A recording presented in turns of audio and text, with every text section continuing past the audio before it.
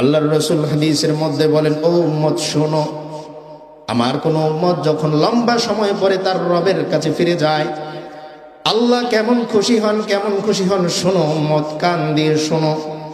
মরুভূমির মধ্যে সফর করতেছে, লম্বা সফর, সামনে পিছনে দূরত্ব সমান। হঠাৎ করে বান্দার উটটা হারিয়ে গেছে, বাহনটা হারিয়ে গেছে, খাবার হারিয়ে গেছে।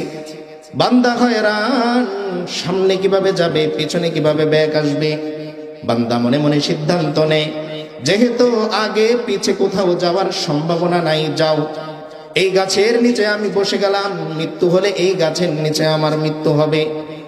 বান্দার ক্লান্তির কারণে হঠাৎ করে চোখ লেগে যায়, চোখ খুলে দেখে কে যেন তার বাহনটা আগের চেয়ে আরো বেশি সামানা নিয়ে উপস্থিত করে দিয়েছে।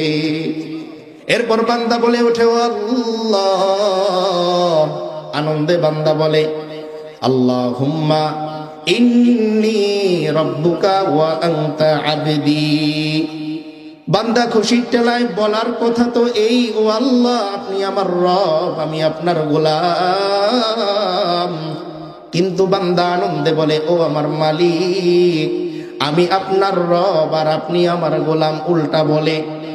আল্লাহর রাসূল বলতেছেন, এই বান্দার যেরকম খুশির জোয়ারে, আনন্দের জোয়ারে তার মাথার মধ্যে সঠিক তিলটা কাজ করে না।